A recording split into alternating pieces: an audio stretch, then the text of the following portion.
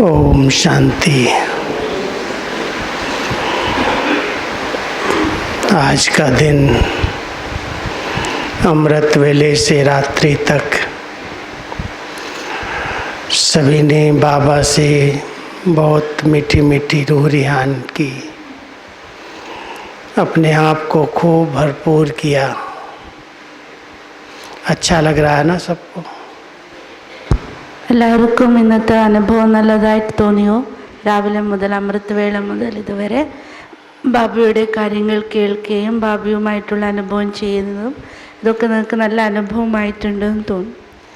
बैठे बैठे थके तो नहीं? ഇങ്ങനെ ഇരുന്നിരുന്ന് ക്ഷീണിച്ചിട്ടൊന്നുമില്ലല്ലോ. കൈകൊണ്ട് ആക്ഷൻ കാണിക്കാം.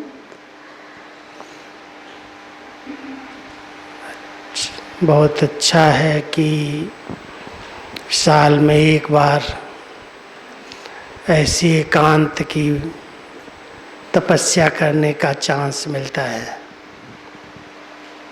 ഇത്തരത്തിൽ ഏകാന്തതയിലിരുന്ന് തപസ് ചെയ്യാനുള്ള അവസരം നമുക്ക് അപൂർവമാണ് ലഭിക്കുന്നത്. जब सब कारोबार से फ्री होकर के सब जवाबदारियां छोड़कर बाबा की याद में बैठते हैं तो उसका आनंद, उसका रस अपना ही होता है. എല്ലാ കാര്യവ്യവഹാരങ്ങളെയും ഉത്തരവാദിത്വങ്ങളൊക്കെ മാറ്റിവെച്ച് ഈ ഒരു അവസരത്തിൽ തപസ് ചെയ്യാന്ന് പറഞ്ഞാൽ അതിൻ്റെ ഒരു അനുഭവം തന്നെ വേറെ ആയിരിക്കും. വളരെ നല്ലൊരു രസം അഥവാ ആനന്ദം അനുഭവം ചെയ്യും. तो सभी बिल्कुल निश्चिंत होकर के, एक बाबा दूसरा न कोई, सर्व संबंधों से बाबा को अपना बना करके बहुत अच्छी सर्व शक्तियों की अनुभूति कर रहे हैं.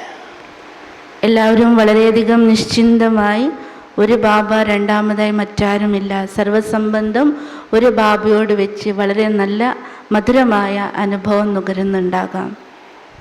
साकार बाबा जब मधुबन में थे तो रात्रि क्लास में बाबा कुछ चिट चैट करते थे. मुरली नहीं ऐसे चलाते थे, ऑफिशियल मुरली नहीं थी, रूह रिहान चिट चैट होती थी.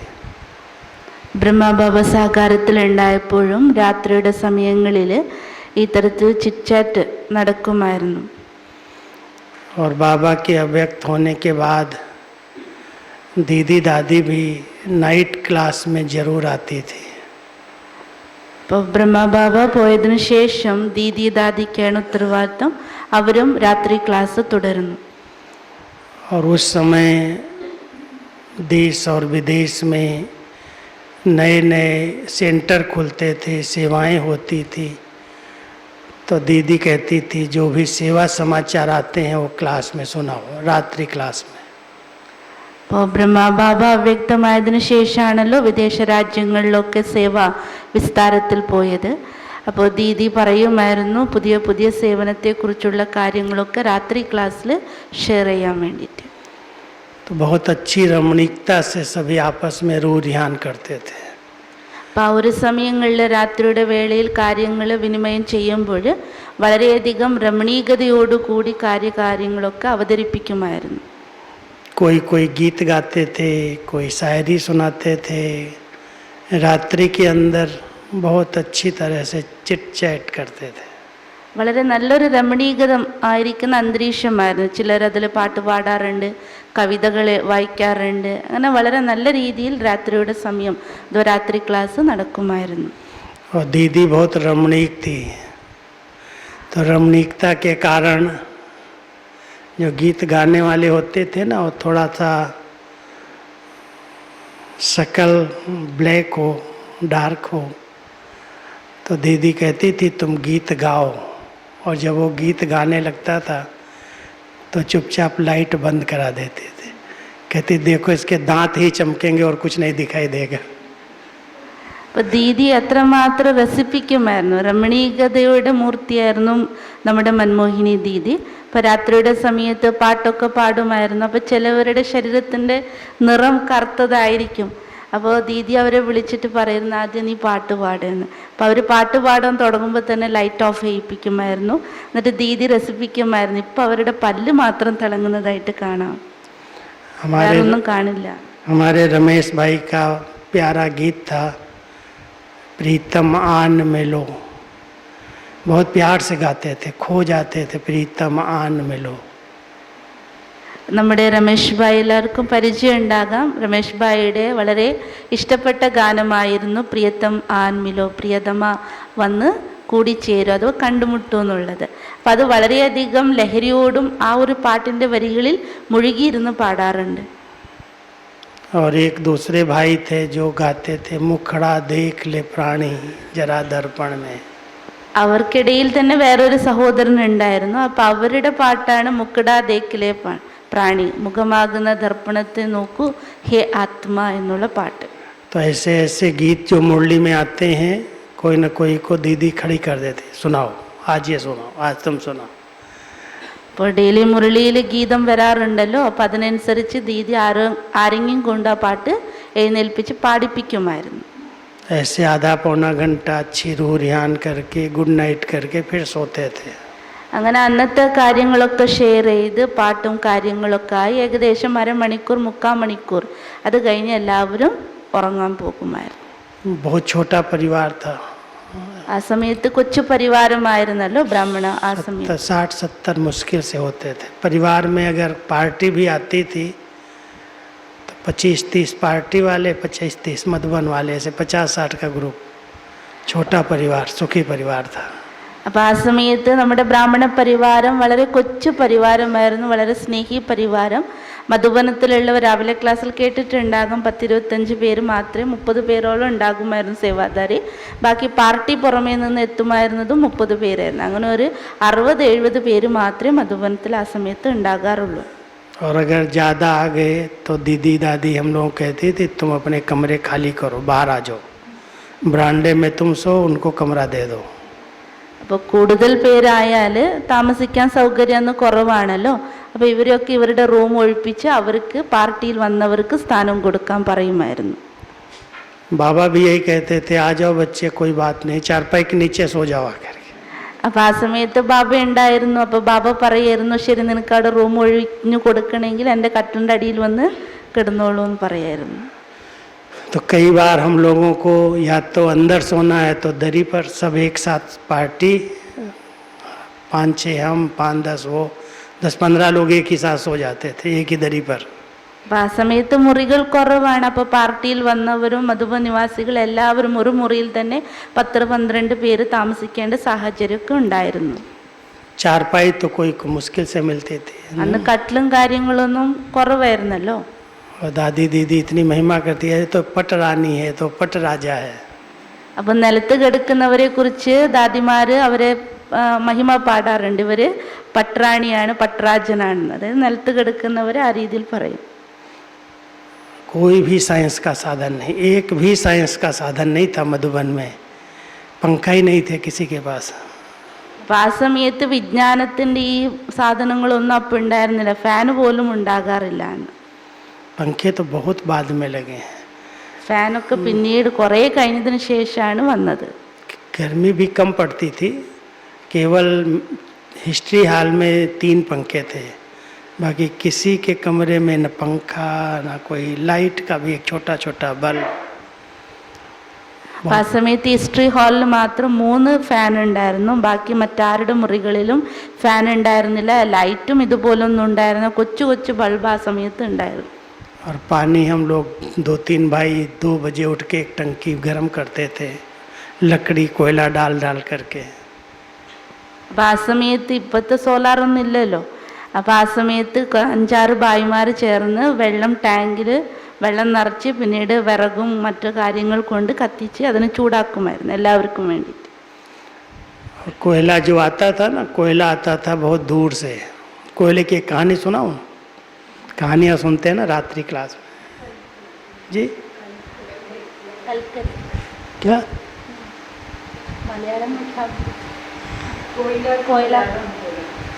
कल के? अच्छा कोयला कोयला कोयला आता था झारखंड में, है ना धनबाद.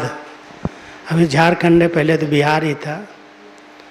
तो हमारे मधुबन में 2 भाई समर्पित हुए और वो चलाते थे कोयले वाली ट्रेन.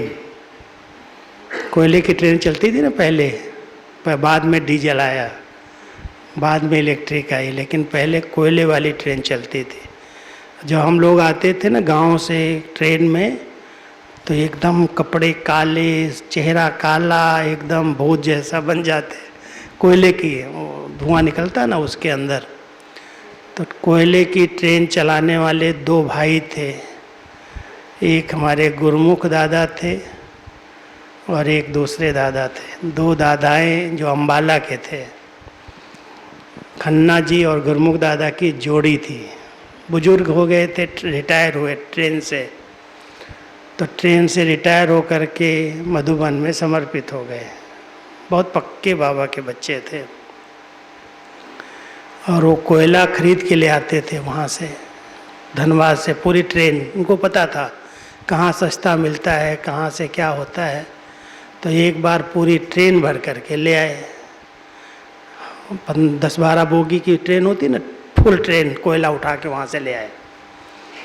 और जब ले आए तो वो होली के दिन थे, और होली के दिन में मज़दूर राजस्थान में छुट्टी पर चले जाते। अब वो कोयला नहीं खाली करें, 3-4 दिन अगर ट्रेन खड़ी रहे तो बहुत पेनल्टी लगती, नोटिस आती। तो नोटिस आ गई कि आप 2 दिन में ट्रेन खाली करो, नहीं तो इतने हज़ार की पेनल्टी है। जितने कोयला नहीं उतनी पेनल्टी। तो दादी जी के अंदर जो उमंग उत्साह था ना, वो बड़ा वंडरफुल था। बाद में सुना देना, मैं सुना लूँ पहले, कहानी है ना। तो दादी जी सवेरे सवेरे क्लास में आई, मुरली क्लास में, और वो कहानी सुनाई हनुमान जी की, पवन पूत की। एक पवन पूत था, इतना शक्तिशाली था, बाल ब्रह्मचारी था। जब लक्ष्मण को शक्तिवान लगा तो उनके वैद्य ने कहा संजीवनी बूटी लेके आ जाओ, अगर रातों रात संजीवनी बूटी आ जाएगी तो लक्ष्मण जीवित हो जाएंगे, और नहीं अगर रात सवेरा हो गया तो ये खत्म। तो कौन लाए संजीवनी? और संजीवनी बूटी है कहाँ? हिमालय में। और तीर कहाँ लगा था? लंका में। एकदम साउथ और नॉर्थ, एकदम इधर से उधर, और एक ही नाइट में लाना है। कौन लाएगा? सब ने आपस में, बंदर सेना थी, उन्होंने कहा भाई कोई तो ला नहीं सकता, एक हनुमान ही ला सकता है, इसको ही उड़ना आता है। यही एक असंभव को उसको बल दिया, उसको याद दिलाई उसकी शक्तियाँ, तो वो उड़ा। और उड़ करके वहाँ गया तो रावण ने देखा कि ये तो संजीवनी बूटी अगर आ गई तो लक्ष्मण जीवित हो जाएगा। तो उसने संजीवनी बूटी का रूप बदल दिया। सारी जितनी बूटियाँ थी सब में लाइट जलने लगी, सब संजीवनी बन गई। तो हनुमान जी वहाँ गए तो उनको पता ही नहीं चला संजीवनी बूटी है कौन सी। तो उन्होंने सोचा अभी एक बूटी कहाँ हम ढूंढेंगे। उन्होंने पहाड़ को ही उठा लिया और नीचे से पहाड़ उठाया और उड़े वहाँ से, हिमालय पर्वत से उड़े, और उड़ते उड़ते रातों रात वो पहुँच गए जा कर के लंका में। और रात में ही वैद्य ने दवाई दिया और लक्ष्मण ठीक हो गए। तो दादी बड़े प्यार से कहानी सुनाने लगी। हम लोगों को पता नहीं क्यों कहानी सुनाई जा रही है। बाद में दादी कहती है वो तो एक पवन पूत इतना बड़ा पहाड़ उठा के ले आया, अब एक छोटी सी ट्रेन में कोयला आया है, और हमारे पास ये 50 के ऊपर पवन पूत बैठे हैं, कुमार हैं, 50-60 हम थे उस समय। अरे क्या बड़ी बात है, जब एक पवन पूत उठा लाता है इतना बड़ा पहाड़, तो ये ट्रेन खाली करने में कितने दिन लगेगी। चलो सभी पांडव हम भी चलते हैं, उठा लाते हैं, कोयला खाली कर लेते हैं। ट्रक एक ही था हमारे पास उस समय, साधन तो थे नहीं, और पांडव भवन के सिवा कोई बिल्डिंग नहीं थी जहाँ कोयला रखा जाए। अब नीचे ट्रेन खाली करके कोयला ऊपर लाना, और पूरा ही सुबह से रात तक जितने भाई थे, मजदूर तो थे नहीं, भरे वो काले किया, ट्रक भरा, ऊपर लाए, सारा दिन भूत जैसे शकल, काले पीले। दादी पहचान नहीं पाई ये है कौन आखिर।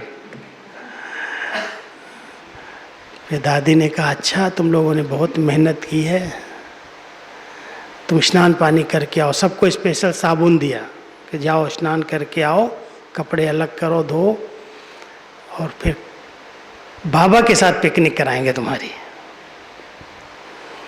अब बाबा के साथ पिकनिक होगी तो सब थकान दूर हो गई। सब फटाफट गए, स्नान वगैरह किया, तैयार हुए, फिर बाबा को बुलाया।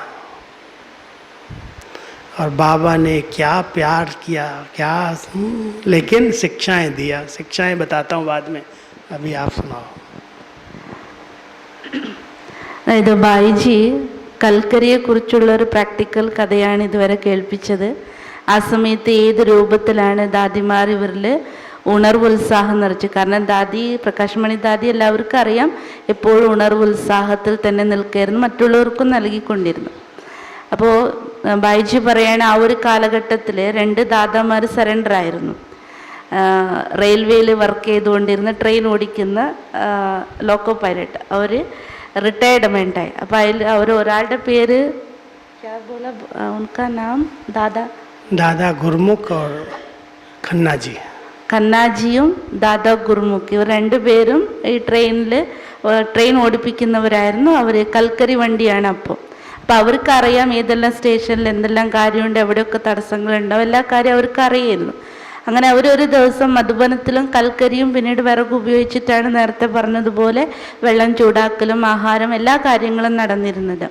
അപ്പോൾ അങ്ങനെ അവർ പറഞ്ഞു ഞങ്ങൾ ഒരു ദിവസം ട്രെയിൻ മൊത്തം എന്തായി കൽക്കരിയും കൊണ്ട് മധുബനത്തിലേക്ക് എത്തി. എവിടുന്ന്? ജാർഖണ്ഡിൽ നിന്ന്. ഈ സഹോദരന്മാർ അംബാലയിൽ നിന്നായിരുന്നു, പക്കാ ബാബയുടെ കുട്ടികളായിരുന്നു, സ്നേഹികളായിരുന്നു. അപ്പം അങ്ങനെ കൊണ്ടുവന്നപ്പോൾ അന്ന് ഓലിയുടെ മാസവും ദിവസവും. അപ്പോൾ ഈ രാജസ്ഥാനി ജോലിക്കാരുണ്ടല്ലോ, അവരൊക്കെ അന്ന് ലീവിന് വീട്ടിൽ പോയി. അതുകൊണ്ട് അന്ന് പണിയെടുക്കാൻ വേണ്ടി ആരും ഉണ്ടായിരുന്നില്ല. ഈ ട്രെയിൻ മൊത്തം കാലിയാക്കാൻ വേണ്ടി ആരും ഉണ്ടായിരുന്നില്ല. ട്രെയിനാണെങ്കിൽ മധുബന അബ്രോഡിൽ വന്ന് നിൽക്കുകയും ചെയ്തു. ഇത് മാറ്റാതിരിക്കാനും പറ്റില്ല. 10-15 ബോഗിയാണ് കൽക്കരി വണ്ടി വന്നിരിക്കുന്നത്. അപ്പോൾ ഇത് കാലിയാക്കാതിരുന്നാൽ 3-4 ദിവസം അവിടെ പിടിച്ചിട്ടാൽ അതിന് പെനാൽറ്റി അടിക്കേണ്ടി വരും. അപ്പോൾ അങ്ങനെ 3-4 ദിവസം കഴിഞ്ഞ് പെനാൽറ്റി അടിക്കേണ്ട അവസ്ഥയിലേക്ക് എത്തിയപ്പോൾ ദാദി പിറ്റേ ദിവസം ക്ലാസ് എടുത്തു. വളരെ സ്നേഹത്തോടെ ഒരു കഥ പറയാൻ തുടങ്ങി. അതായത് പണ്ട് ഒരു കഥ കേട്ടിട്ടുണ്ടല്ലോ ഹനുമാനെ കുറിച്ച്. ഹനുമാൻ എത്രമാത്രം ശക്തിശാലിയാണ്, ഹനുമാൻ ബ്രഹ്മചാരിയാണ്, ഹനുമാനിൽ എത്ര വിശേഷതയുണ്ടായിരുന്നു. ആ ഒരു ഹനുമാനാണ് ലക്ഷ്മണന് വേണ്ടിയിട്ട്, ലക്ഷ്മണനെ പുനർജീവിപ്പിക്കാൻ വേണ്ടി സഞ്ജീവനി ബൂട്ടിയാണ്, സഞ്ജീവനി വേരാണ് വൈദ്യൻ കൽപ്പിച്ചത്. അപ്പോൾ അത് കിട്ടുന്നത് ഹിമാലയത്തിൽ, ഈ അമ്പേറ്റ് കിടക്കുന്നത് ശ്രീലങ്കയിലും. അപ്പോൾ സൗത്തിൽ നിന്ന് നോർത്തിലേക്ക് പോയി, നോർത്തിൽ നിന്ന് വേണം സൗത്തിലേക്ക് ഒറ്റ രാത്രി കൊണ്ട് മരുന്ന് ഇവിടെ എത്തിക്കാൻ വേണ്ടി. അപ്പോൾ ഇത് രാവണന് മനസ്സിലായപ്പോൾ രാവണൻ വിചാരിച്ചു ഏതായാലും ഹനുമാൻ പോയാൽ ആ സഞ്ജീവനി വേര് കൊണ്ടുവരും, വീണ്ടും ലക്ഷ്മണൻ പുനർജീവിക്കും എന്നുള്ളത് അറിയാം. അതുകൊണ്ട് രാവണൻ എന്ത് ചെയ്തു, അവിടെയുള്ള മൊത്തം സഞ്ജീവനി വേരിൻ്റെയും മറ്റു മരങ്ങളെല്ലാം ഒരേപോലെ ആക്കി തീർത്തു, സഞ്ജീവനി പോലെ തന്നെ.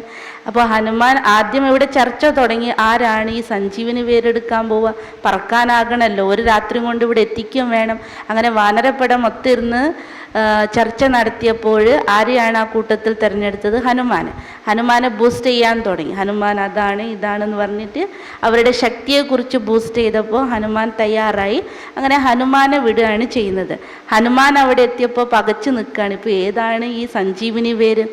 അപ്പോൾ ഹനുമാന് ടോട്ടൽ കൺഫ്യൂഷൻ ആയപ്പോൾ ഹനുമാൻ എന്ത് ചെയ്തു, മൊത്തം ആ പർവ്വതം തന്നെ പൊക്കി ഒറ്റ രാത്രി കൊണ്ട് എവിടെ എത്തിച്ചു, ലങ്കയിലെത്തിച്ച് പിന്നീട് ലക്ഷ്മണന് ആ ഒരു ഔഷധം നൽകുകയും പുനർജീവൻ വെപ്പിക്കുകയും ചെയ്തു. അപ്പോൾ ഈ കഥയൊക്കെ കേട്ടിരുന്ന ബ്രാഹ്മണ കൂട്ടത്തിലുള്ള ഈ 50 പേരും ഇതൊക്കെ രസത്തോടെ കേട്ടത്. ആദ്യം എന്താണ് ഈ രാവിലെ തന്നെ ഇങ്ങനെ കഥ പറയുന്നതല്ലോ എന്നുള്ള ചിന്തയിലായിരുന്നു. പിന്നീടാണ് ദാദി പറഞ്ഞത്, ഒരു ഹനുമാന് സൗത്തിലെത്തിക്കേണ്ട മരുന്ന് നോർത്തിലേക്ക് വന്ന് അവിടുന്ന് മൊത്തം പർവ്വതെടുത്ത് അവിടെ കൊണ്ടുപോകാൻ പറ്റുമെങ്കിൽ ഇവിടെ ഇരിക്കുന്ന 50 ഹനുമാനന്മാരെ കൊണ്ട് എന്താണ് ചെയ്യാൻ സാധിക്കാത്തത്? ഒരു ചെറിയ ട്രെയിനിൽ കുറച്ച് കൽക്കരി വന്നിട്ടുണ്ടെങ്കിൽ അത് വേഗം നിങ്ങൾക്ക് കാലിയാക്കാൻ പറ്റുമല്ലോ. അപ്പോൾ 50 പേരും ഹനുമാന്മാരാണ്, എത്രയും പെട്ടെന്ന് അതിനെ നിങ്ങൾക്ക് ചെയ്യാൻ സാധിക്കും. അങ്ങനെ ഇവരെല്ലാം രാത്രി മൊത്തം മുഴുവൻ ദിവസം രാത്രി വരെ ഈ കൽക്കരി, കാരണം പാണ്ഡവ ഭവൻ മാത്രമല്ലേ ഉണ്ടായിരുന്നുള്ളൂ ആ സമയത്ത്, വേറെ ബിൽഡിംഗ് ഒന്നുമില്ല, വേറെ സ്ഥാനമൊന്നുമില്ല, വഴി അതാണ്, അവിടെ വരെ എത്തണം, കേവലം ഒരു ട്രക്ക് മാത്രമേ ഉള്ളൂ, അതിലൂടെ തന്നെയാണ് ഇതെല്ലാം അങ്ങ് എത്തിക്കേണ്ടത്. അങ്ങനെ രാത്രി ആകുമ്പോഴേക്കും ഈ വാനരപ്പടകളുടെ രൂപമൊക്കെ മാറി, കറുത്തു, വസ്ത്രമൊക്കെ കറുത്തു, മുഖം കറുത്തു, ആരാരാണെന്ന് തിരിച്ചറിയാത്ത അവസ്ഥയിൽ. അപ്പോൾ സേവയെല്ലാം കഴിഞ്ഞപ്പോൾ ദാദി അവർക്കെല്ലാം സ്പെഷ്യൽ സോപ്പ് കൊടുത്തിട്ട് പറഞ്ഞു, എല്ലാവരും വേഗം പോയി കുളിച്ച് വസ്ത്രമൊക്കെ അലക്കിയിട്ട് പുതിയ വസ്ത്രം ധരിച്ചു വാ, നിങ്ങൾക്ക് എല്ലാവർക്കും വിശേഷമായും അന്ന് ബാബയുടെ കൂടെ പിക്നിക് ചെയ്യിപ്പിക്കാമെന്ന് പറഞ്ഞു. അപ്പോൾ അത് കേട്ടപ്പോടെ തന്നെ ബ്രാഹ്മണ കുട്ടികൾക്ക് ഉത്സാഹം നിറഞ്ഞു, ക്ഷീണം മാറി, വേഗം കുളിച്ചൊരുങ്ങി അവർ ദാദിയുടെ അടുത്ത് പിക്നിക്ക് ചെയ്യിപ്പിച്ചു. അപ്പോൾ ബാബ അന്ന് അവർക്ക് എത്രമാത്രം സ്നേഹം നൽകി, എത്രമാത്രം ശിക്ഷണം നൽകി എന്നുള്ളത് അത് അവരുടെ അനുഭവത്തിൽ പറയും. तो बाबा जब आए तो पहले बहुत महिमा किया पांडवों की, फिर कहा आज बाबा ने 3 प्रकार के बच्चे देखे। सवेरे सवेरे जब दादी बच्चों को उमंग दिला रही थी तो उसमें 3 प्रकार के बच्चे थे।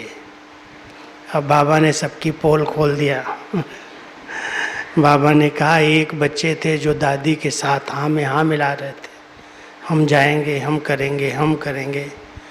दूसरे सोचते थे मेरी तो भाई तबीयत ठीक नहीं है, मेरे को तो सर्दी है, खांसी है, दमा है, हम तो कोयले में हाथ नहीं डाल सकते। लेकिन तीसरे वो थे जो दूसरों को कहते थे दादी को क्या हुआ है, 2-4 दिन में कितनी पेनल्टी लग जाएगी, ये हम लोगों का काम थोड़ी है, छोड़ो हम नहीं करते।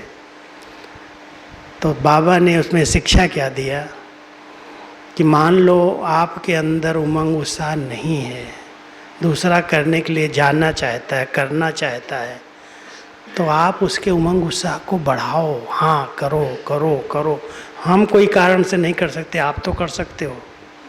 तो अगर आपने उसके उमंग में 2 आना भी बढ़ा दिया, उसका थोड़ा सा भी उमंग, तो उसका शेयर आपके खाते में जमा हो जाएगा।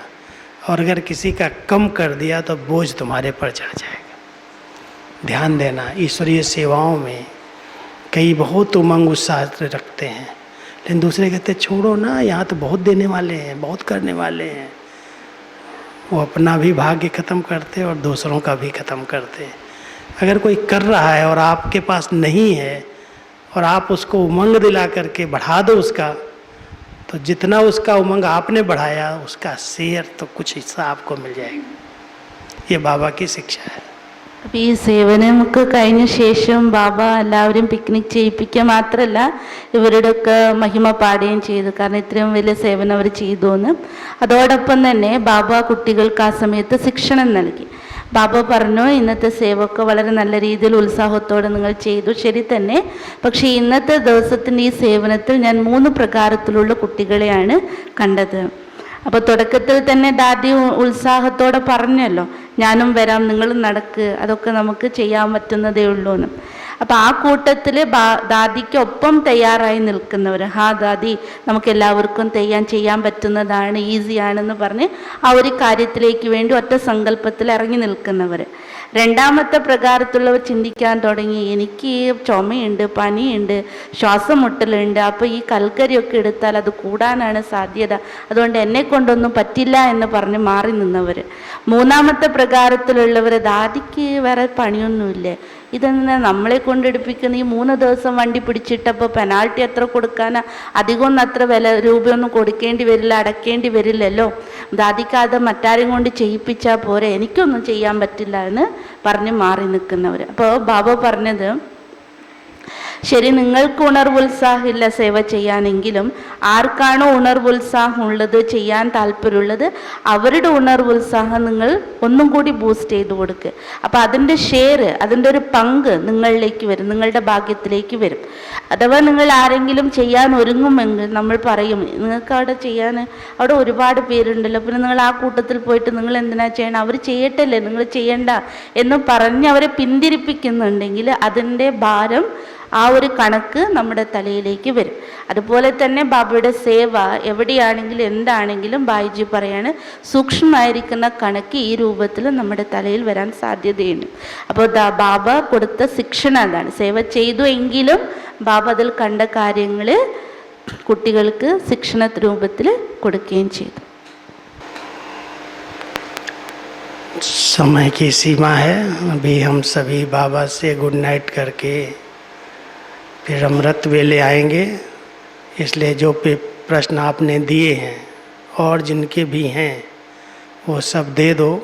एक साथ कल के क्लास में ले लेंगे, रात्रि में या दिन में कभी भी. तो जिनके पास कोई प्रश्न है दे दो. कहानियाँ सुनाऊंगा तो आप रात भर बैठे रहोगे. मधुबन की कहानियाँ तो बहुत विचित्र हैं और सब बेगरी पार्ट से लेकर के अभी तक की 52 साल की कहानियाँ मेरे पास हैं. साक्षी होके देखा है, साथ रहे हैं दादियों के, इसलिए बहुत सारी बातें हैं. जितनी सुनाएं उतनी थोड़ी हैं. ठीक है. तो अभी हम सभी बहुत प्यार से बाबा को अपना समाचार दे करके गुड नाइट करके सो जाएंगे. ബായിജി പറയാണ് 9:30 അപ്പോൾ എല്ലാവരും ഉറങ്ങേണ്ട തയ്യാറെടുപ്പിലേക്ക് പോകാം. ബാബയോട് വളരെ സ്നേഹത്തോടെ എല്ലാ കാര്യങ്ങളും വിവരങ്ങളും ബാബയ്ക്ക് എഴുതി അതിനുശേഷം ഗുഡ് നൈറ്റ് പറഞ്ഞ് എല്ലാവരും ഉറങ്ങുക. അപ്പോൾ ചോദ്യങ്ങൾ ചിലവർ തന്നിട്ടുണ്ട്. ഇനി ആർക്കെങ്കിലും ചോദ്യങ്ങൾ ഉണ്ടെങ്കിൽ എഴുതി തരിക. അപ്പോൾ ബായിജി പറയാണ് നാളെ അനുഭവങ്ങളുടെ ആധാരത്തിൽ ആ ചോദ്യങ്ങൾക്കുള്ള ഉത്തരം. കാരണം അനുഭവങ്ങൾ കേൾക്കുമ്പോൾ ആരും കണ്ണടയ്ക്കൂലല്ലോ, അതുകൊണ്ട്. അപ്പോൾ അതുകൊണ്ട് അത്തരത്തിൽ പ്രാക്ടിക്കലാണ് അനുഭവങ്ങൾ. അപ്പോൾ ബായിജി പറയാണ് ബെഗറി പാർട്ട് മുതൽ ഇതുവരെയുള്ള എല്ലാ അനുഭവങ്ങളും, അതായത് സാക്ഷിയായി യജ്ഞത്തിൽ ദാദിമാരുടെ കൂടെ നിന്നുകൊണ്ടും ബാബയുടെ കൂടെ നിന്നുകൊണ്ടും എല്ലാ കാര്യങ്ങളും പ്രത്യക്ഷമായി സാക്ഷിയാണ് നമ്മുടെ ബായിജി. അതുകൊണ്ട് ആ ഒരു അനുഭവങ്ങൾ ഷെയറിങ് നമ്മളോടൊപ്പം ഉണ്ടാകും. ഇപ്പോഴെല്ലാവരും തയ്യാറായി